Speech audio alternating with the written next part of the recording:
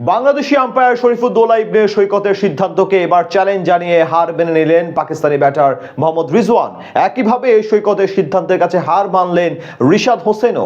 দুটি অসাধারণ ডিসিশন জানিয়ে পিএসএল এর মঞ্চে সবাইকে অবাক করে দিলেন এই ম্যাচ অফিসিয়াল, যার সাথে সাথে তিনি বুঝিয়ে দিলেন নিজের দক্ষতা এবং প্রমাণ করলেন কেন তিনি বিশ্ব সেরা।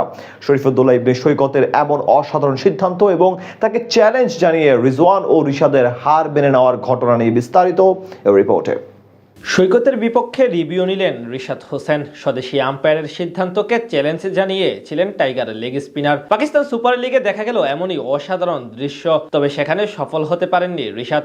শরীফুদ্দৌলা ইবনে সৈকত বর্তমানে আইসিসির এলিট প্যানেলে তাকে তার বিপক্ষে রিভিউ নিয়ে জয় পাওয়া যেন দুনিয়ার সবচেয়ে কষ্টসাধ্য কাজের মধ্যে একটি। ঠিক সেটাই আজ বুঝতে পারলেন রাওয়ালপিন্ডিজের অধিনায়ক এবং ওপেনার মোহাম্মদ রিজওয়ান। সৈকতের বিপক্ষে চ্যালেঞ্জ জানিয়েও হার মেনে নিলেন তিনি। অনেকটা মাথা নিচু করে মাঠ ছাড়লেন এই ব্যাটার, ঠিক যেন বাংলাদেশি আম্পায়ারের সিদ্ধান্তের কাছে নত হলেন তিনি।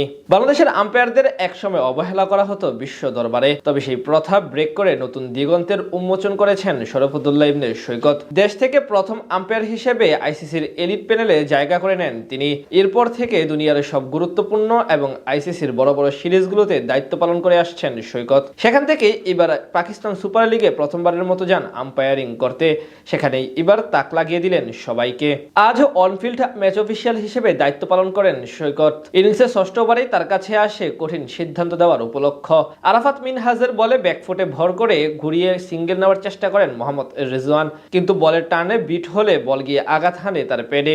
সাথে সাথে ফিল্ডিং টিম জোরালো আবেদন করলে আউটের সিদ্ধান্ত দেন আম্পায়ার সৈকত, কিন্তু এর বিপরীতে আপিল করে তার ডিসিশনকে চ্যালেঞ্জে জানান রিজওয়ান। এরপর থার্ড আম্পায়ারের কাছে গেলে রিপ্লেতে দেখা যায় বলের সঙ্গে ব্যাটের কোনো সংযোগ ছিল না এবং ইম্প্যাক্ট ও বলের লাইন একদম ঠিক আছে। অর্থাৎ সৈকতের সিদ্ধান্তই বহাল থাকে এবং নিজের ভুল বুঝতে পেরে রিভিউ হারিয়ে মাথা নত করে ক্রিজ ছাড়েন মোহাম্মদ রিজওয়ান। এদিন রিশাদ হোসেনের বিপক্ষে আরো একটি দারুণ সিদ্ধান্ত জানান শরীফুদ্দৌলা ইবনে সৈকত। ইনিংসের 16তম ওভারে আরাফাত মিনহাজের গোট লেন্থে পিচ করা ডেলিভারি হাঁটু গেড়ে স্লগ সুইপ খেলতে গিয়ে বলের লাইন মিস করেন রিশাদ। সাথে সাথে মুলতানের ফিল্ডাররা আবেদন জানালে স্বদেশি হওয়া সত্ত্বেও কোনো ছাড় না দিয়ে আউটের সিদ্ধান্ত দেন সৈকত। পরবর্তীতে বেশ আত্মবিশ্বাসের সাথে রিভিউ নিয়েও সফল হতে পারেননি রিশাদ। থার্ড আম্পায়ার কর্তৃক চেক করে দেখা যায় সেখানেও তিনি আউট হয়েছেন। অর্থাৎ নিজ কাজ ও দক্ষতার প্রতি পুরোপুরি মনোযোগী শরীফুদ্দৌলা ইবনে সৈকত। দুই সিদ্ধান্তের দুটিতেই সফল তিনি।